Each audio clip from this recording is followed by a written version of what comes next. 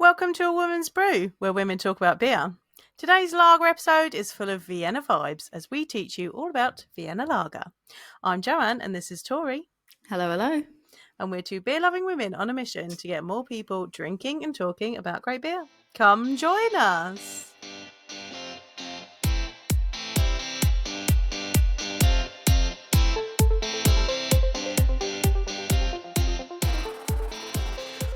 Now, I've been looking forward to doing this episode because I love a Vienna Lager, but it's taken us a long time to do it because it's actually really difficult to get a hold of Vienna Lagers. Surprisingly difficult. Yeah. Surprisingly difficult.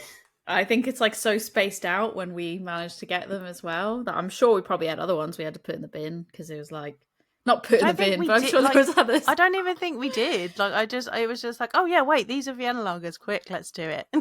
They're really hard to get hold of. To be fair, I think I just like stumbled. One of the ones we're doing, I just stumbled across when I was on holiday. And I was like, yeah, I'm getting it. Same with the one that I got us. I was like, oh, we need those. So Vienna Lagers are quite difficult to get hold of, but they are one of my absolute faves. And it turns out that it was a Vienna Lager that got me into beer because Sam Adams Boston Lager is a Vienna Lager. Now, it was a Vienna Lager. You're like, oh, what?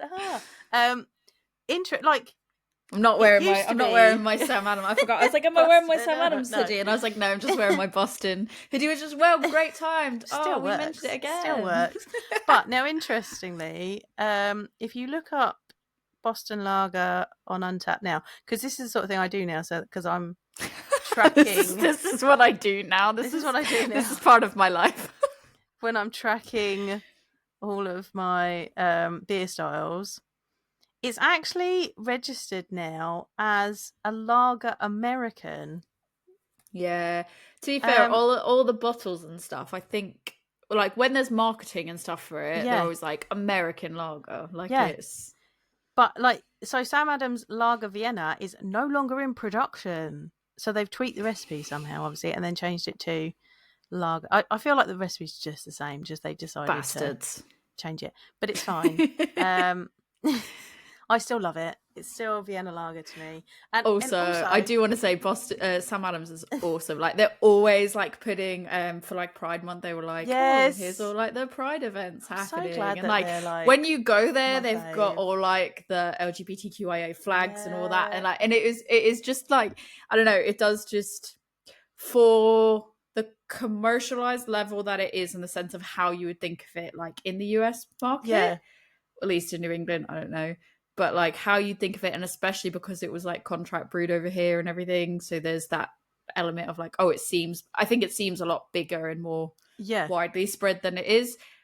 It's just nice to see that their values, like I was worried that it was going to be like really like when I went to go visit after putting it off for decades, I was like, oh, is it going to be broy? I want it to be broy. And it wasn't broy. Yay! I know this episode's not about Boston. It's not about Boston Lager. It's not about Sam Adams. But I was like, hey, it's not broy. And we stayed and we did musical bingo, which was extra fun as well. So it was nice. It's a nice space and it's not broy.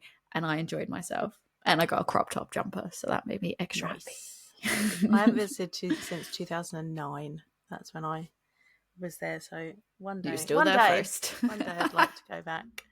That used to be a Vienna Lager. And also I was thinking about it because, you do that whole, as we have said multiple times, when you get into craft beer, do that thing where you're like, I don't like a lager, I don't like lager. I've come back around to lager. And it actually took me a while to realise that the beer that got me into beer was a lager. Because you didn't think about it, because I didn't know what beer style it was. I didn't know anything about beer styles then. I just knew it was tasty. That's true as well, because I think like you definitely, the younger you are as well and the more like new into beer, when I say younger, it's just because you're less experienced, like, and a lot of the time you just don't care as much about like this. You're not like, not everybody on average, the average person that's younger isn't going like, oh, what is this style that I'm having? You're just kind of like, I'm out with my mates, cool, this is what I'm having. Or like I used to go to the store and be like, or I personally can say I would go in and I'd look more for the flavor combinations or like the flavor characters that I'd be like, oh, that sounds really nice. Oh, this blueberry ale sounds nice. Oh, this pumpkin spice sounds nice. Or, oh, this one's, you know, an orange wheat beer. Like, and you go, okay, that's a wheat beer, that's fine. But like certain things, you'd go, that sounds really nice, the flavors that they're telling you about on the label, and you're not going, but what actual style is this? Oh, and I didn't even think about, like, it was, as far as I was going to do, it was always called Sam Adams, not Boston Lager. That's true. It's in the name. Boston Lager, it's in the name. Sam Adams makes so many beers as well. They make so many beers. If you went in, to be fair though, that's more likely if you were going out to a bar and you were getting a, like, if you ordered at a bar, you'd say the Sam Adams pizza. Like, you wouldn't be like the Boston. Like, now you probably do, because they probably have more variety on at the bar. But like at the time, you'd just be like, oh, Sam Adams, please, because that is probably going to be Boston Lager. Now you probably have to be like, I would like, because when we went to a Celtics game a few years ago, I felt like I just sold my kidney, and I felt like I got mugged, actually, if I'm honest. I went up to the bar at the Garden and was like, oh, there's Sam Adams on this bar, and then all the rest is like Bud Light, and I was like, I'll get the Sam Adams. Obviously, I was like, you might as well just take my wallet, because like that's how I feel.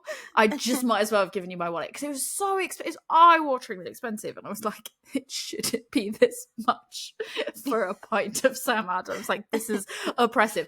But this is all to say that they had like Boston Lager, and then they had like another one of their like hoppier IPAs or something like that. So you can't just go up and say the Sam Adams now, because they'll be like, which one do you want? They make so many that it's so funny that you're just like, it's Sam Adams. Right.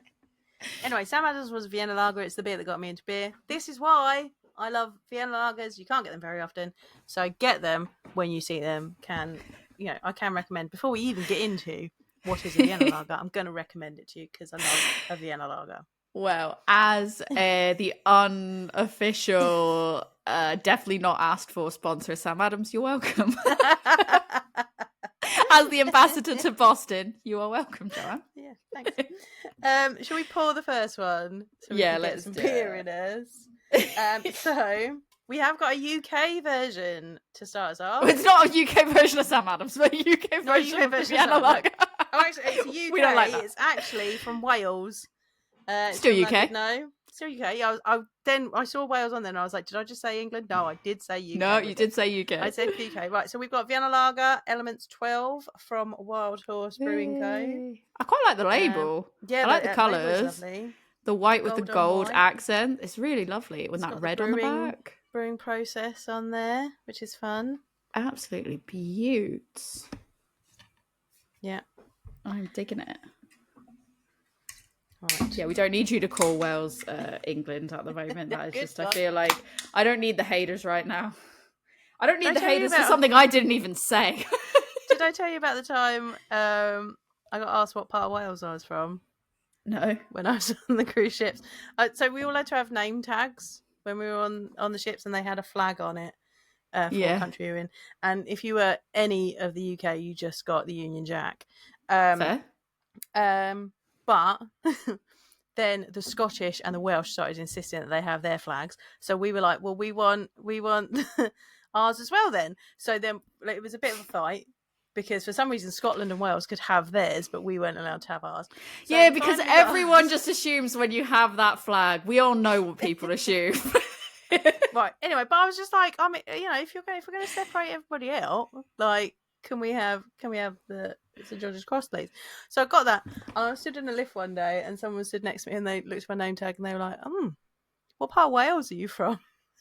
And I'm like, not from Wales, from England. I'm surprised they, to be fair, I'm surprised they knew, because I feel like there's a lot of people that I have spoken to and that I know. I'm not going to dox anybody, but there's people that I know that until I told them, they didn't realise that Wales was another country. Yeah. And I mean, I was impressed that they realised that Wales was a country. And that there's not even, that it's not a separate part. And then I've also had to tell people, like, no, Wales is connected to us. Yeah. No, we can just, it's like, think of it like a different state. Think of it like a different state. We just cross on over. We go on a bridge. We cross right on over there. And blows minds. Geography's fun. Blows minds. and I'm like, my job here is done. Anyway, this smells beautiful, by the way. Oh, it does. It's got that lovely bread. And it looks beautiful. Look at that. Feels a little bit hazier. Is that just that there's a little bit of haze there? No, it's definitely hazed. I wouldn't say it's like mass. Yeah, I wouldn't say it's like too lightly hazed. I would say it's not like clear. A fair level of hazed. Beautiful white head on that. Right. Smells delicious. Bready, like, beautiful, and I love it. It's got a little bit of like sweetness in there. I love the bready ones. Yeah, I know you do. Should we taste it? Yeah, I want to. I'm going to hold it with 2 hands. Cheers.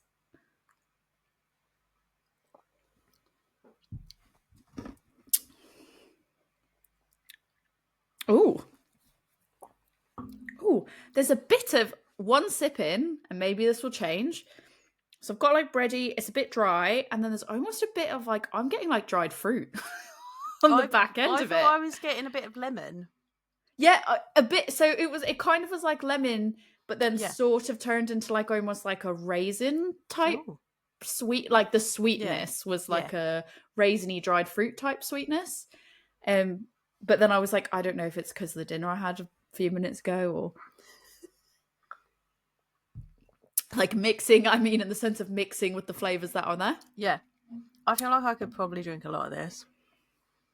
I feel like I want it to be warmer, and it's really cold and miserable and like horrific out right now. Like outside, you want it to be warmer. Outside, I want it just in the room.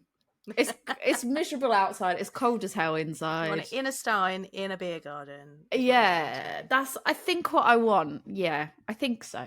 It's lovely.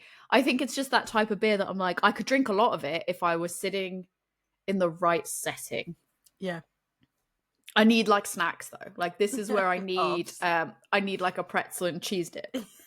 I knew you were going to say that. I do. I love it. I feel like there's just beers. I just think that's lagers in general, though. My brain just goes lager, pretzel, and cheese. But I think the reason I say it is because I feel like I need the saltiness of the saltiness of a pretzel, and like the savory element of a pretzel would work really well with the flavors I'm getting right now. The cheese, that's just optional because you can't just have a pretzel on its own, can you? I've got some beer and food pairings for you later. Oh, well, breaking news, by the way, as well. Ken suggested about getting pretzels from, like he said, about Lidl pretzels. Oh, yeah. When it's Oktoberfest week, you get them par-baked in the freezer. He messaged us on the podcast one. And I happened to, like, literally, I can't remember if it was the same day or the next day, I went in Lidl and it was Bavarian week and they had them in the freezer and I got them. So now I can have, par-baked pretzels. And if they turn out to be really good, I will stock up on that shit. Yeah.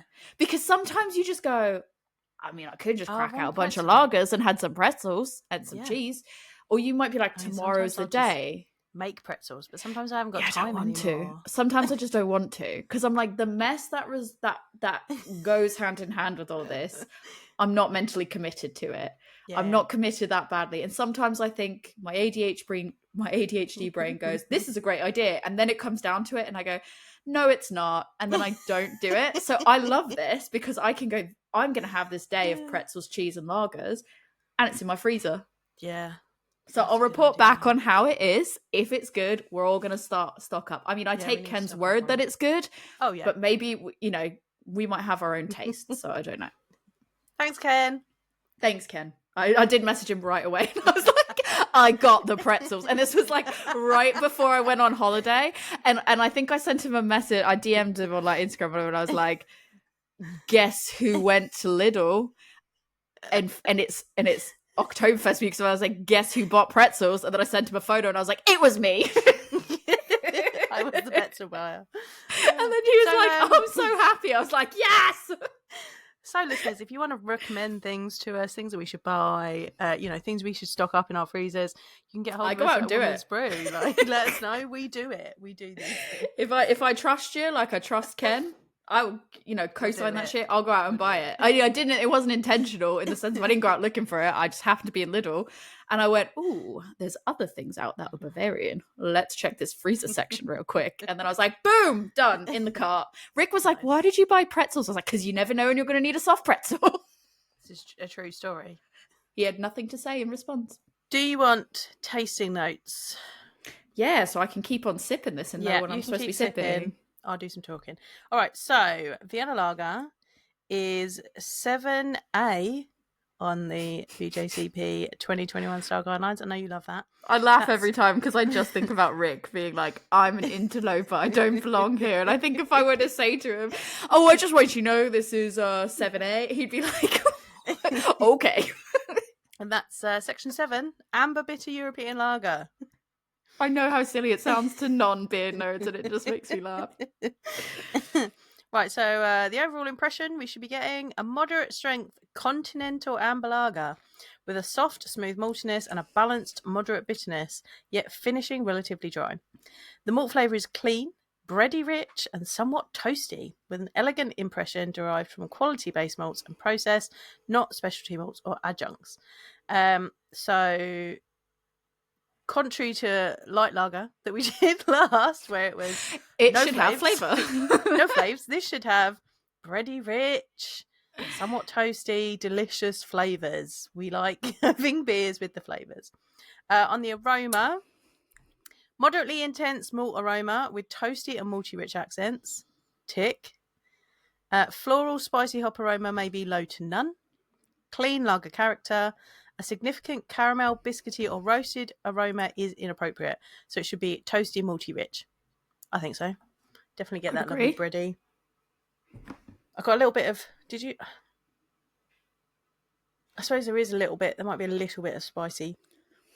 I get a tiny bit of spicy. But I think it works. I think it's so intertwined with the bready that you could mistake it or not pick it out.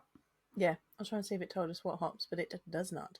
I would say in terms of the taste, though, it all is pretty spot on. I would say the only thing that's different between this and what you've described in terms of the flavs is that lemony character. Because I think, to be fair, what I was getting is dried fruit. Like after the first sip or two, I think like where it started to balance out and work out all the different sort of flavors that were going on, it is definitely more.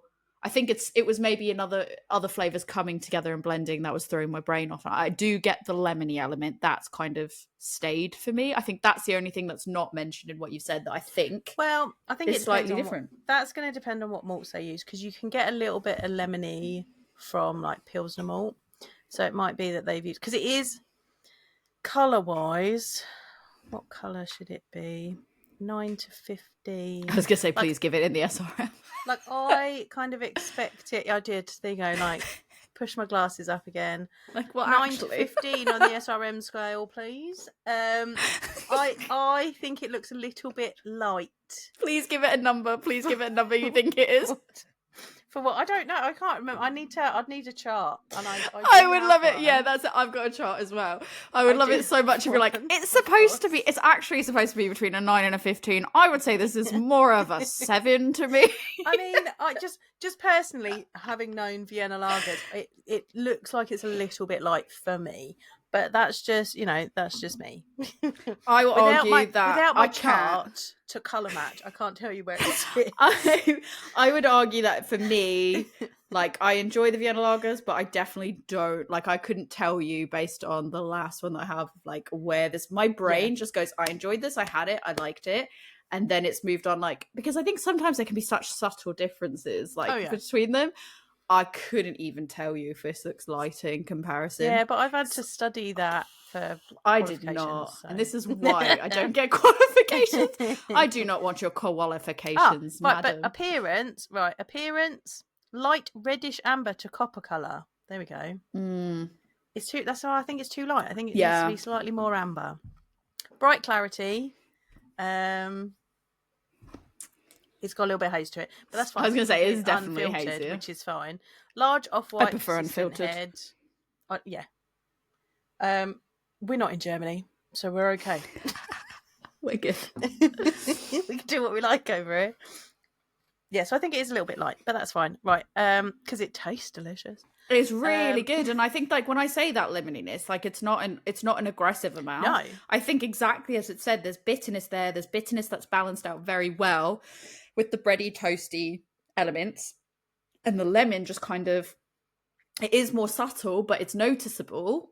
But in comparison to the other flavors, it is more subtle, and it just kind of, I think it kind of goes more hand in hand with the bitterness, and it kind of just like lightens it a little bit. Yeah.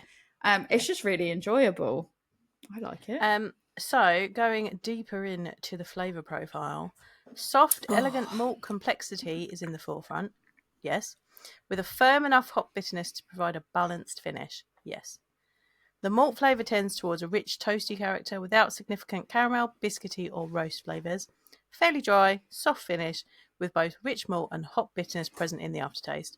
Floral, spicy, or herbal hop flavour may be low to none. Clean fermentation profile. I mean, I think it ticks all of those boxes. I wouldn't disagree. I've already gone back for a third pour. We're like 2/3 of the way through this can now. Mouthfeel, medium light to medium body with a gentle creaminess. Moderate carbonation, smooth. I think, it's really difficult because when it comes to carbonation, especially when it's a drier beer, sometimes that can throw off my senses for like the carbonation versus just like what's dry. I wouldn't say creaminess. I think this is a little bit too, it's definitely like not a thin mouthfeel. It's like a really good, there's good body to it. But like when I think creamy, I don't think of what I'm getting from this. And I think there is a bit of like dryness. I think there's maybe a little bit more carbonation than what that's described, from my opinion. I think I wouldn't say smooth. I wouldn't say it was smooth. I do get where the creaminess is coming from, but it's not like creaminess like when you're thinking about a stout. It's not silky. Like it's just fuller and rounder than something that is a lower air quotes ABV beer. So Vienna Lager, according to BJCP, should be 4.7 to 5.5%. This one's 5.2. Yeah, so it's pretty much the middle. About smack in the middle there. It's a lighter, she says air quotes, beer. So, it's not going to have that necessarily that silkiness, but I think it has, with what's in there, I think it has got like a rounded quality to it. Yes, I would agree. Like, I don't think I would say it was like smooth by any means. And that's not to say it's like not massively carbonated, just more carbonated than what I imagine from what you've described in that. Yeah. It is a tasty beer though. Yeah, it's really nice. Highly recommend. I've put my heater on under the desk because I'm like, I'm just going to pretend. Why? It's boiling here. Like, my house is already a vortex. Your house is weird. Like, I think there's something wrong with your house because your house is always cold. Yeah, like it works really great in the summer, at least downstairs, because you'll you'll be outside. You'll be like, I'm roasting. You go in the conservatory. I'm gonna die. Like, I can only stay lizard form for so long. Yeah. And then I'm like, let's take a quick break. And then you step inside. You're like immediately freezing. It's like you walk into like is that in Narnia where they step through and it's like winter? It's like that the portal to Narnia, and then you just go the lounge, hallway, all of the downstairs, really, freezing, and then you go upstairs and you go, oh, it's hot again. Cool. I always take an extra jumper when I'm coming to your house. I tell people all the time when they come around, I'm like, take slippers. Yeah. If you're staying over, take slippers, or even staying into the evening, slippers, hoodie.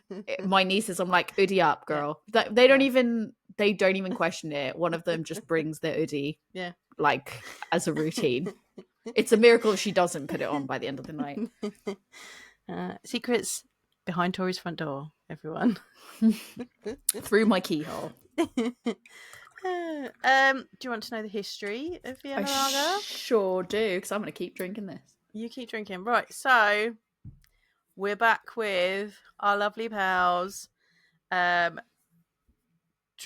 Anton Dreher. Anton Dreher is the person that developed this beer, and his bestie, Gabriel Sadlmayer, which I can't say today. Can I be that one? Because that one's the really fun name. Yeah. I like that one. So Anton Dreher invented the Vienna Lager. These are the two. You may have heard us talk about them before. They were sent by their fathers, who both owned breweries. Dreher's was in Vienna and Sadlmayer's was Spartan, which was in Munich.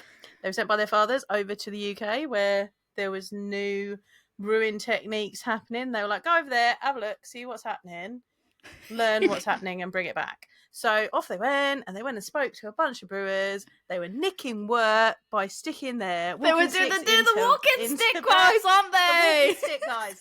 These are the walking stick guys who were stealing samples. I was being so patient because I'm like, please tell me these are the walking stick guys. Please tell me they're the walking stick guys. They are. And I also love that you were like, yeah, their dad's just like, go over there, have a look. Yeah, just see what's going on. I hope that's how they say it. Have a look over there. Definitely. These Germans definitely spoke like that. So they acquired knowledge legally and illegally, walking and then sticks. brought it back with hollowed out walking sticks, where they were nicking samples that they could analyse later, and they learned how to kiln lighter malts because that was happening over in the UK, and they brought that information back to Germany. So Dreher, back in Vienna with his newly gained knowledge, starts experimenting, and he created an amber malt that was only just slightly caramelized, and he called it Vienna malt because he was from Vienna. He then used it with lager yeast, and he brewed a reddish copper lager with a delicate, slightly bready malt profile. He released this in 1841 and called it a lager Vienna type, or Vienna style lager. At the same time, Sadlmayer was doing his experiments. He created a malt, but his was called the Munich malt. And after he'd seen Dreher do his beer, that is where Marzen came from. Oh, so, no, I'm totally happy to be the Gabriel, because I feel like the Marzen is definitely more me, for sure. I definitely picked that well. Marzen is absolutely my favourite, but I do love a Vienna, so it's cool. So they made this Vienna lager. It went down pretty well, but paler beers, then because this technology was around where they could make paler malts, paler beers came around, and as we know, pale beer totally swept the world, let alone Germany, and it kind of knocked it off its perch a little bit. They were still being made for a little bit, but in World War I, Austria's economy was in tatters, and Vienna Lager, with its popularity already fading, completely disappeared from its mother country. So if you go to Vienna, you're probably not going to find a Vienna Lager. Just like when I went to Japan and I was like, there's rice lagers everywhere. Right. Yeah, no. Don't want to disappoint you. Like you might do, but they are relatively hard to find. However, as we talked about when we were talking about Mexican lagers, the Vienna Lager made its way successfully over to Mexico, was used as the style by Santiago Graf, and that's Vienna lagers were very big in Mexico due to colonization.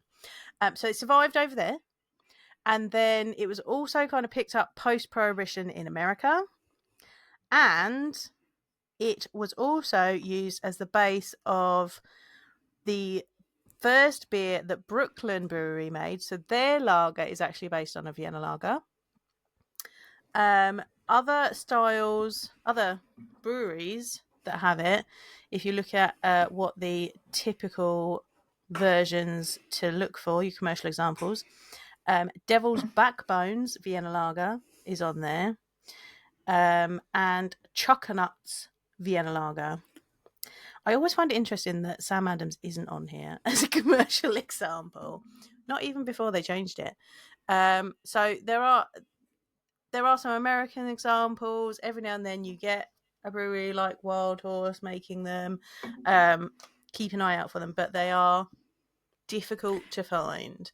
I find that I think I've seen them more like when I've been out at a tap room and somebody's had like a Vienna lager. I'm like, oh, but it's not been massively common. Like it won't be massively common. And sometimes and sometimes I find that it's like, oh, just lager, and it's not until I like get it and then like check it in that I'm like, oh, that was a Vienna lager. Or like I just happen to find them by chance more so than like, and I don't think I've seen a lot of them just like easily accessible in cans. It is more like, oh, it's on draft at this place. It's kind of like the micro batch special edition that somebody did. It's be one of those things like the style has survived because craft brewers, home brewers brewed it because they wanted to see what it tasted like or they wanted to have a play. And so that's how it survived. Or because it is like the beer is just called lager. And then it turns out that actually it's a Vienna lager. Much like, because, you know, I don't think I'd realised for a very long time that Brooklyn's lager was a Vienna lager. No, I don't think I knew that either, to be fair. And I didn't know for a very long time that that Boston Lager was a Vienna lager. So, you know, it's difficult to find, but they are very, very tasty when you do. I'm Googling now because I think Sam Adams still do a Vienna lager. Oh. I'm 99% confident, but maybe, so they do, like, Sam Adams is big on doing seasonals. Yeah. So, like, it might be that you don't get a Vienna lager until, like, a particular time of year. I mean, they are prolific with the styles that they make, which is great. I mean, a lot of the first time that I tried styles when I was first getting into beer is through Sam Adams' varieties of things that he did. Poor old Vienna lager was done dirty by pale malts, basically. Well, it keeps coming up, like, when I've searched, because I swear that there is still a Vienna lager that Sam Adams does, because I feel like I've seen it. But in this Google, all that comes up is just a really quick Google. It's just Boston Lager. Like, it's all the articles saying Boston Lager is maybe it their is Vienna lager. Air quotes, a Vienna lager, but they've labelled it an American lager for, you know, marketing. Yeah, I don't feel like when I went there that they talked about their recipe having changed that much. So maybe you're right. I don't think it just has changed from a marketing perspective because it's Boston Lager and therefore it can't be a Vienna lager. Yeah. But yeah, interesting stuff. Spin on it. But so or maybe they've done like one tiny thing different that they go, oh, it can't be a Vienna lager anymore. Yeah. But yeah, it's that's the history of it. Anton Dreher made it after nicking ideas from Britain. Got done dirty by the pale lagers that were coming around at the time. So yeah, there we go. I forgot about the. I didn't forget about. Had you forgotten about them? I forgot their name. No, I didn't forget about them. I forgot their names. And when you're like, we Anton talked about them before. You're like, we talked about them before. I'm like, oh, they're the walking stick guys, aren't they? The walking stick guys. Love the walking stick. And that's I respect their hustle. I can't even get mad. I genuinely respect the hustle. It's like, if you're going to do it, it's innovative. If nothing else is innovative.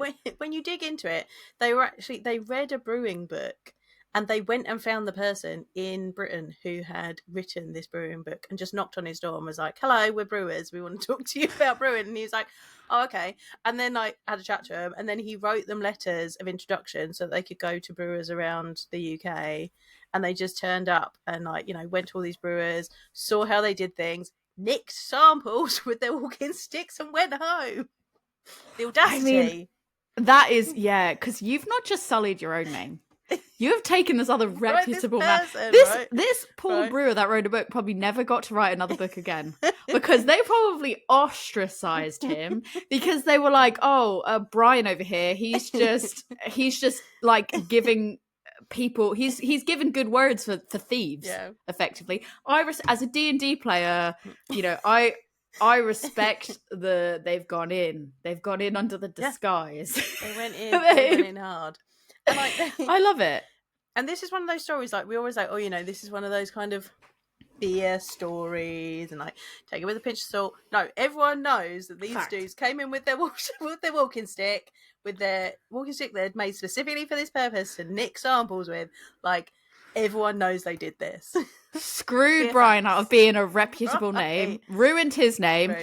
Took the beer and then went bye and then fucked on back home. And they went, oh, Papa, look what I've managed to make. I have made this amazing thing. And they were like, oh, what's happening over there then? And they were like, oh, we've got these samples. Why are the Germans suddenly leave Yorkshire? I don't know. That's just the dad. It's just the dad. It's just the dad. As we've established, it's only the dad. Maybe he emigrated over. We don't know. Okay. Factually, facts are facts.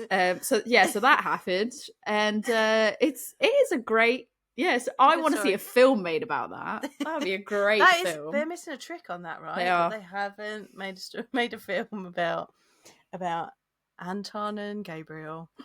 Yeah, I love that I just declared right as I'm Gabriel. I like his surname. She did it. I'm Gabriel.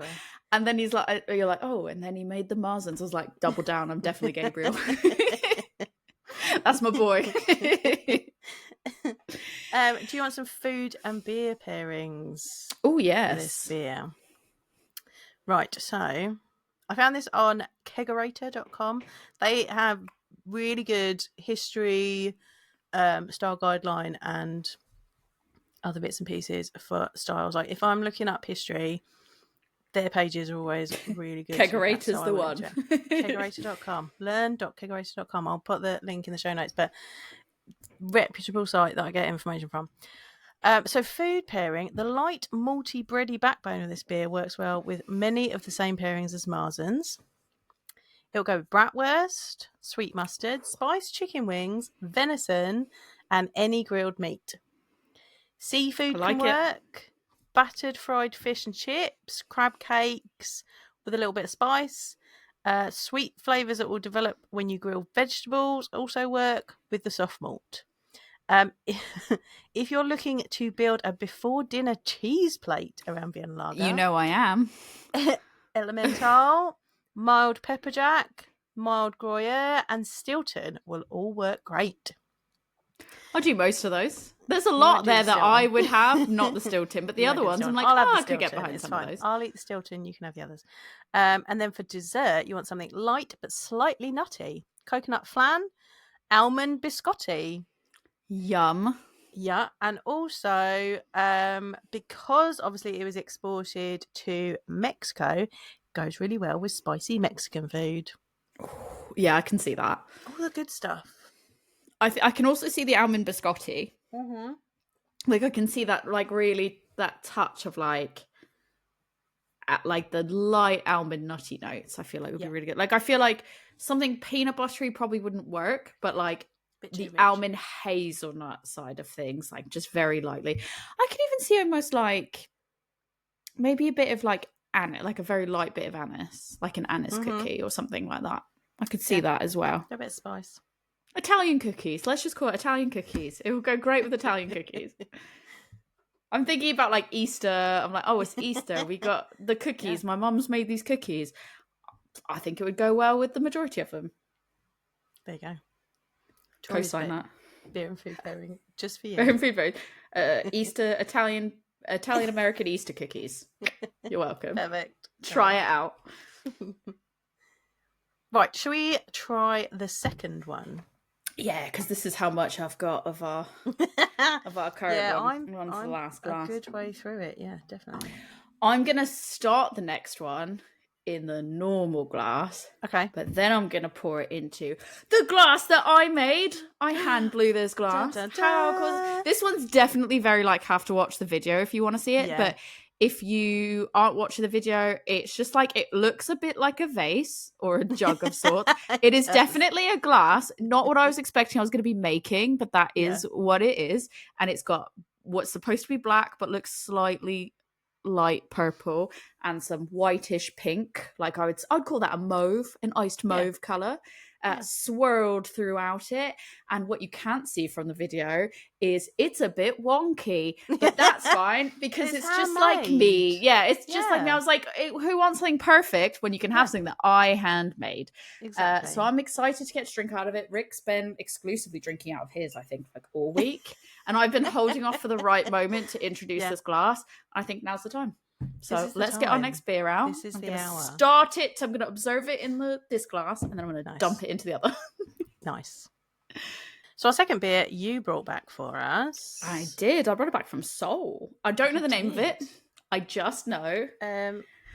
It's from Artmonster. It's for Artmonster. Artmonster's the brewery. So if you're in Seoul, there is a bar called, well, it's quite a big location. They do chicken and beer, because that's like a whole culture there. It's chicken and beer. I think they've even got a specific word for chicken and beer in Korea. I can't remember what I learned about this now, because my brain is done.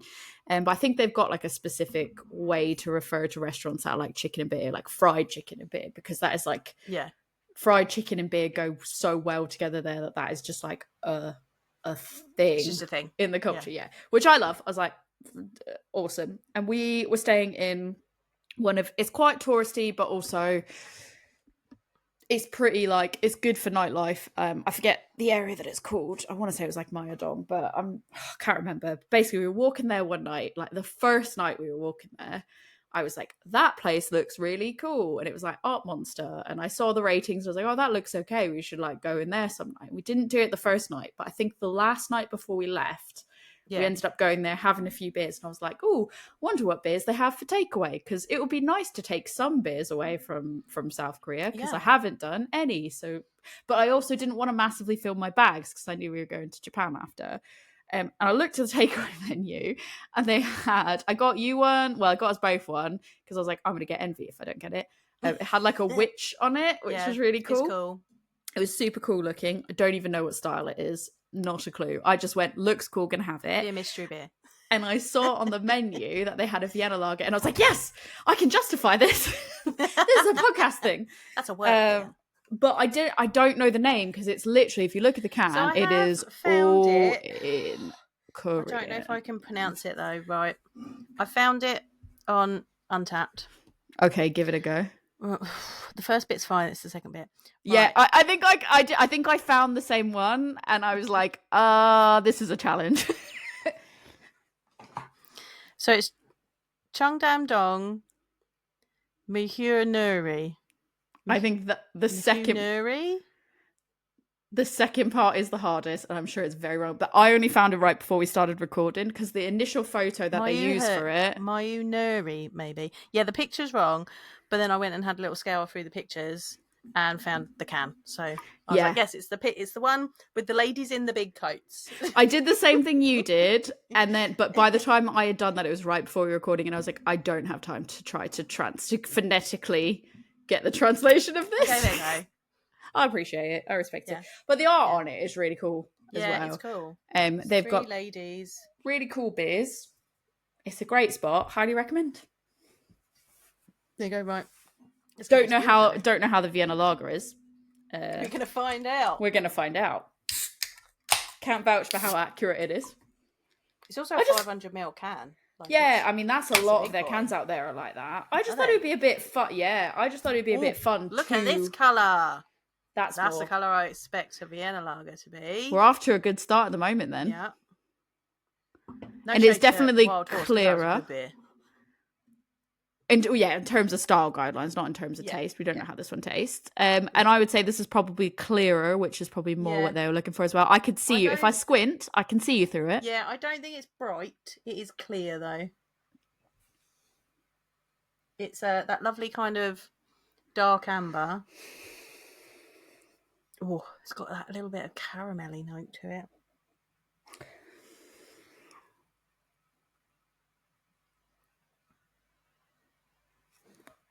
See, I feel like there's not a lot of, in comparison, there was a lot of aromas coming off the Wild Horse one. There's not a massive amount of like bold flavors coming off of this. I'm really having to kind of search for it. I do get, the caramel that you've said, but that's only, I guess, as you were saying it and I was smelling, I was like, oh yeah, I do get that, but I get toasty. Bread, I get toasty. Caramelly.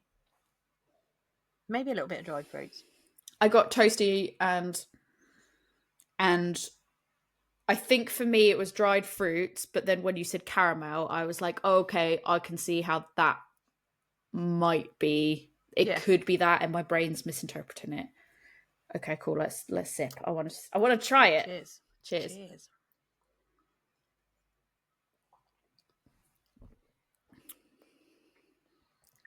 Ooh. Yeah. Ooh. Yeah, that's a Vienna Lager. it's definitely, I still think it's more carbonated, and I wouldn't call that smooth. I think it's slightly thinner bodied than the Wild Horse. For me, from how I'm picking it up, slightly thinner bodied, and I think it's probably not necessarily smooth, but it tastes really good. No, I think you're right. I think that it's marginally thinner. I'm not getting that creaminess that I got from the other one. Like, and creaminess isn't the right word. It's that roundedness. Yeah. It's a little bit thinner. I'm not getting that. There's a little bit of, and I get this with Sam Adams as well. Not that I don't talk about it all the time, but like when you finish the sip, I think it's like spicy, herbally hop at the end, like part of the bitterness. Like, it's really, I think, difficult to describe. The bitterness in this one is a little bit more mild. It's less, not that it's not there, but I think it's less presented than the Wild Horse. And again, they're just different. Like, it's not like one is better or worse than the other. Like, they both work really well with the flavor combinations that are there in the glass. They're both really good. I think the bitterness is a little bit more subdued, and I think I definitely get this like a spicy element towards the back end of it. It is still very, very dry, which I like. And I think, again, that's when my brain kind of goes, am I imagining it being slightly more carbonated than it actually is? Because when there is carbonation and it's got a dry, like quite a dry finish to it, and it's a bit drying, my brain can almost think that there's a little bit more carbonation than there is. But I definitely get that the spicy, not so much the others, but the spicy. I do think it does also have that, just like that. I almost wouldn't say as bready as it is toasty. Like, I feel like definitely. I feel like the other one had a heavier bready element to it and a light toastiness. This has like a heavier toastiness, and a very richer, like breadiness. Yeah, they're just two surprisingly quite different. Yeah, in my opinion.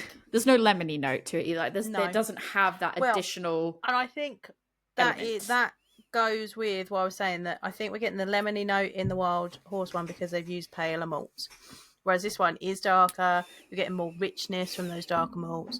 I mean, I'm saying dark, like, we're not talking, your stout and your porter dark ones, like, just, darker than a very pale base malt. Because the malts that are used in these will still be base malts. They're not going to be highly kilned. They're just nicely toasted to caramelize those sugars a little bit, just to add color and add the more complex flavors to them. I think this one is a very good example of Vienna Lager.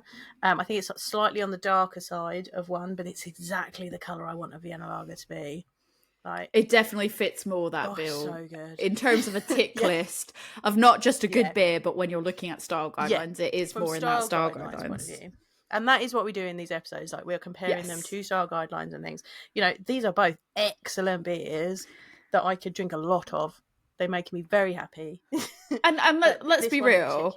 If we sat here on an episode of style guidelines and we just went like, here, like, we are probably more focused on the things that is not to the style guidelines, because it wouldn't be interesting to go, oh yeah, it is this, I'm getting this tick, and this tick, and then not talk about anything that varies.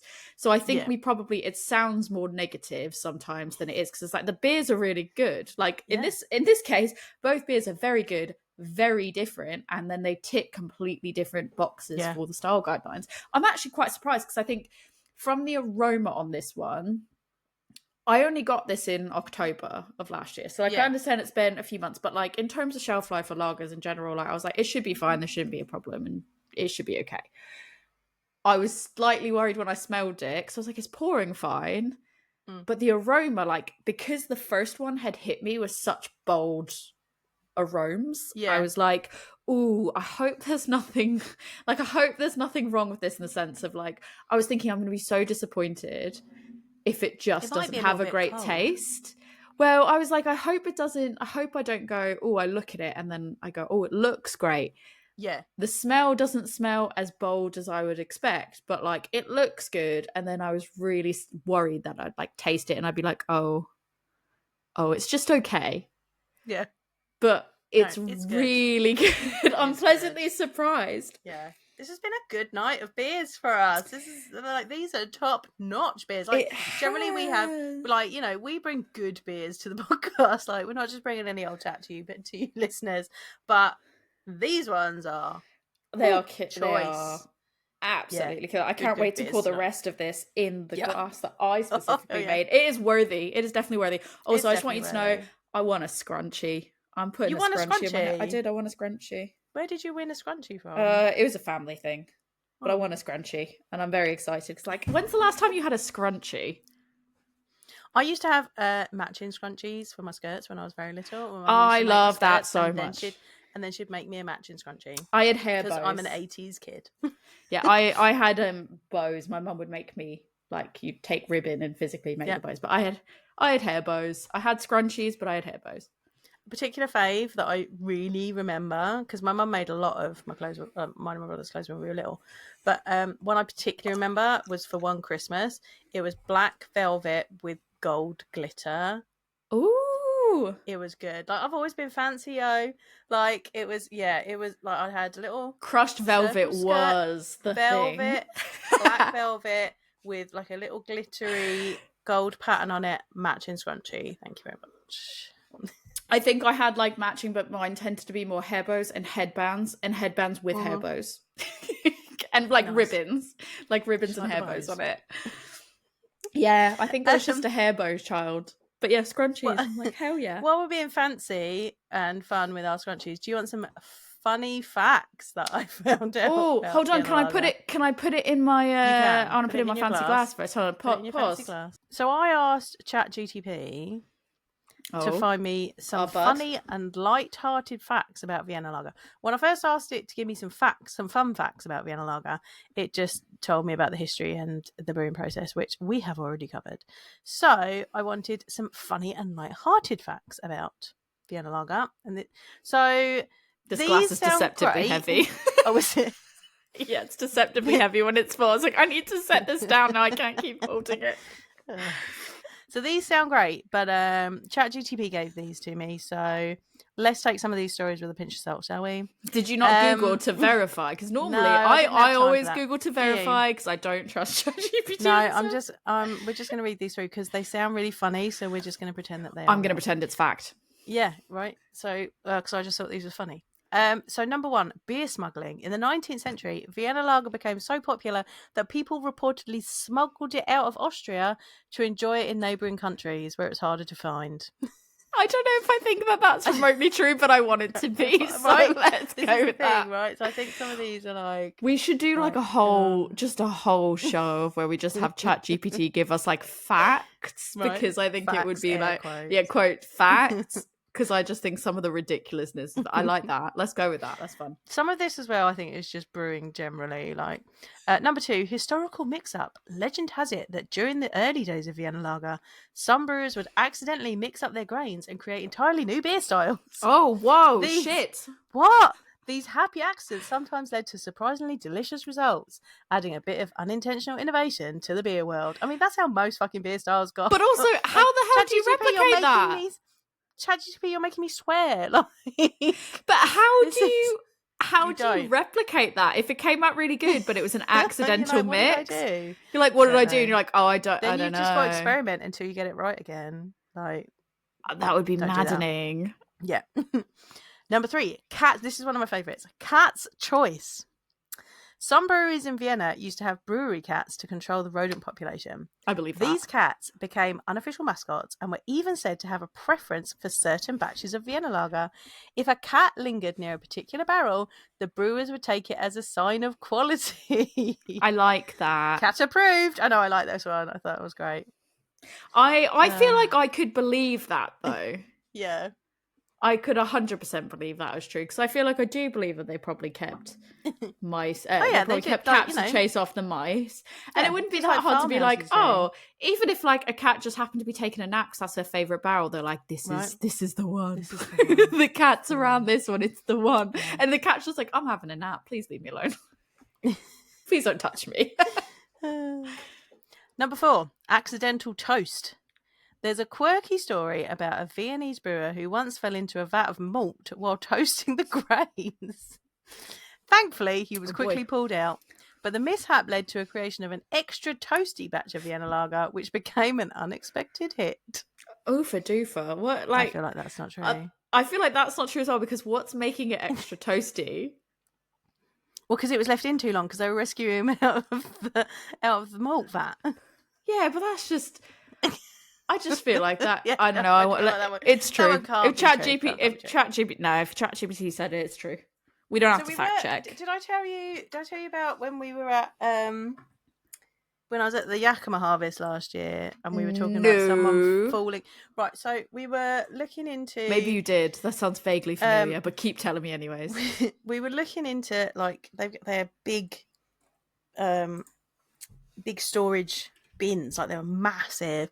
We went up like a staircase to go up and look down into them, where they were putting the hops after they'd kind of been cleaned out of I think, was it after they'd been dried before they were baled, maybe? But they come along like a conveyor belt high up in the warehouse, and then they go into these big storage bins, and they were like, what if someone falls in there? And the farm owner was like, oh, well, like, my great granddad knows someone that fell in there once. Like, because if you fall in, someone's like, bound to have done at some point. They're so deep, like, you can't... It's not like you can just be like, whoops, let me climb out. Like, they're massive, and if you're in there and, like, you've sunk into the hops, because it, like, the hop, like, it's all the little hop cones, so you're gradually, like, it's like quicksand, right? Like, it's just constantly moving. There's nothing for you to get hold of, and it's a constant stream of hops coming in as well. Yeah, okay, I didn't think about that. I was gonna say, well, you just swim out, like, it's fine. No, you but then I didn't think about the fact that you're probably also getting pelted in the face, right? By with hops as well at the same time. So and you're like, it's fine. This is fine, and you're like just maintaining. You're like, that's fine. I can do this all day. And then all of a sudden the hops start going. Right? And it's like, apparently if you move around too much, like if you start moving, like, because it moves all the hops, so and your clothes are wet. You're getting further and further in, right? Yeah. So it's like you've just got to stay really still, and then hope that someone finds you and fishes you out. Basically, that's really sad to think about. Of like, hops don't shout, don't waste your breath. Just kind of and sit like there and hope, because hope somebody goes, oh, where's Angus? He's gone missing. Yeah, apparently I don't know where he he is. In once, but they managed, like, they just didn't move, and like, you've got to be careful. Like, you want to cover your face as quickly as you can, because obviously there's lots of, like, you know, dust and little bits of hop and stuff. Like, you start breathing that in, you're gonna, it was I'm picturing more that you're like, oh, you want to cover your mouth because if you breathe that in, you might start sneezing. Then you've ruined all the beer. I saw a cartoon. But what about the beer? I saw a cartoon yesterday. It just came up on my algorithms and it killed me. And it was like someone sitting at their desk in an office, and then there's like a boss. Like it was a 6-panel, and in like the first 3 panels, you just see this boss walking up, and it's like a business suit person, but then the head of like a cat, and like each of the 3 panels they're walking up, and then like the 4th panel they get up behind the guy, and the guy like turns around, and then like the 5th panel is like the cat just sneezing. And then the 6th panel is like he's walking off, because like that's just what cats do. They'll just walk up to you, sneeze on you, and then go, oh, whoops, my bad, and then just walk off. And that was the whole cartoon. It might have even been panel like 4 and 5. The cat just sneezed on him, and then panel 6 he just goes, oh, awkward, and then just walks off. And I think that's in my brain now, of when you were like, you want to cover your nose because, and I'm like, you might sneeze. It might be off-putting. Like, put your t-shirt over your head and just kind of wait it out. I feel like that would be... I think the t-shirt over the head would almost be more scary. No, because then your face is filtered from all the hot dust. Yeah. Otherwise, you're going to breathe that in, and then that's a problem. Anyway, that's what happened. Don't fall into the big hot bins. It's scary. It's the big thing. Yeah, I don't like that. It was really scary because we were very, very high up as well. I was like, those bins are deep. That's a problem. Anyway, it's like when you're near an edge and you know that you're not going to fall, but there's some level that you're like, if I did fall right now, I'd be fucked. This would be a problem. Yeah. Fun facts. Should we get back to those? Yeah, let's Number lighten the mood. Celebrity endorsement. There's a humorous tale of an Austrian composer who claimed that Vienna Lager was the secret to his creative genius. I don't think this necessarily needs to be Vienna Lager. He would joke that his best compositions were inspired by a pint or two of the amber brew, leading to the phrase, music and malt go hand in hand. Who said that? I've never heard that before. Name and shame. Shame. No, I want to know who that is. The Austrian composer, that's all it says. I want to know who he is. Yeah, who was it? I don't know. Who was he? There's probably like several Austrian composers. I want to know. Who said that? Because I want to be like, we've never heard that phrase, bud. I don't think that's specific to Vienna Lager. I think that's just beer in general. They're like, we heard a composer, what is this one of Vienna Lager? In Vienna, said, come on, ChatGPT. 6, Beer Olympics. So, ooh. Apt, because we've got the Olympics this year. Do we? In the mid... I never tracked that. Yes. I'm like, yes, we do. It's the Olympics this year, Tori. Summer or winter? Summer, I believe, in Paris. Oh, yeah. I think I did know that. Yeah. In the mid-20th century, some Austrian beer enthusiasts held informal beer Olympics, where Vienna Lager was one of the featured beers. Events included beer chugging, stein holding, and a beer barrel roll. The winners were rewarded with more Vienna Lager, of course. I feel like, again, that's not just related to, like, Vienna Lager, is it? Yeah. And that just makes me chuckle, because I just think chugging, I'm like, oh, okay, I'm out. Right. I can't. Yeah, no, I'm not a chugger. Not for me. Right, number 7. Pet parrot's preference. Say that one after a couple of Vienna good Lagers. alliteration. Pet parrot's preference. Pet parrot's preference. One eccentric brewer had a pet parrot that would screech for Vienna Lager whenever it saw a mug. The bird became a local sensation and people would visit the brewery just to see the parrot order its favourite beer. I can believe that. I can believe that, because if you think about, like, in Japan, they put conductors' hats on cats. And they're like, oh, look, Miffy's a conductor. This train is conducted by a cat.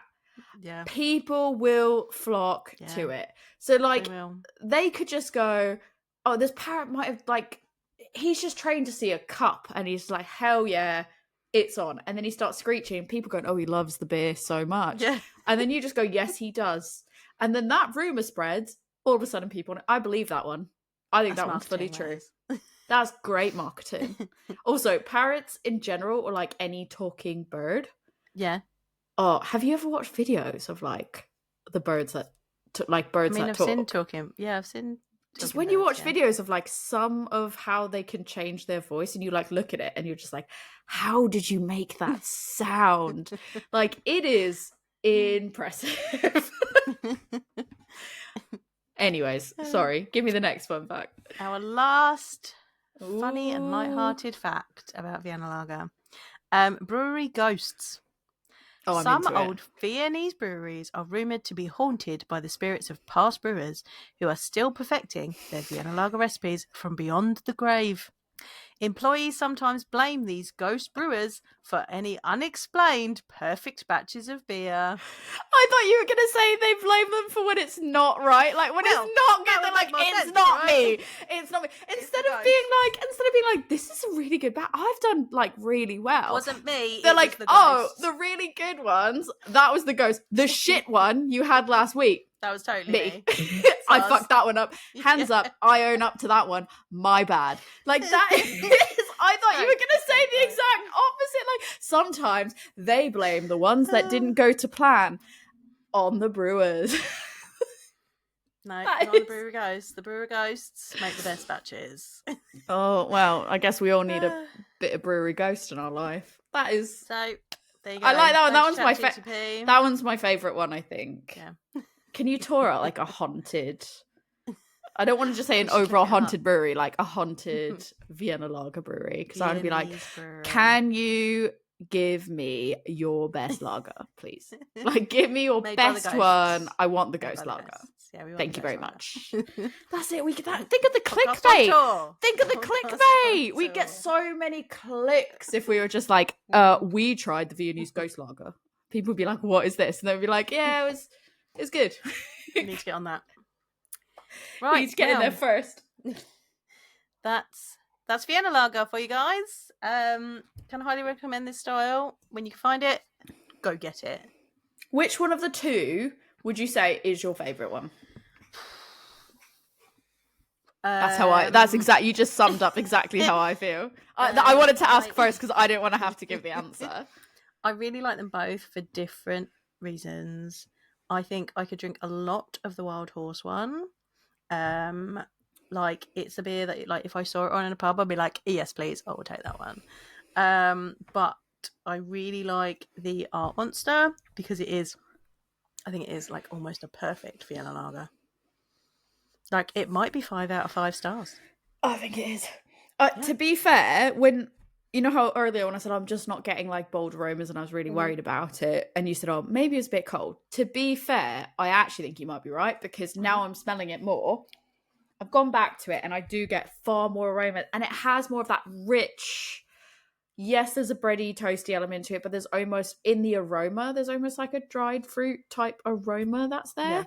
And it is just a really lovely smell as well. Whereas like before it was a little bit more bland. I don't think I said serving temperature.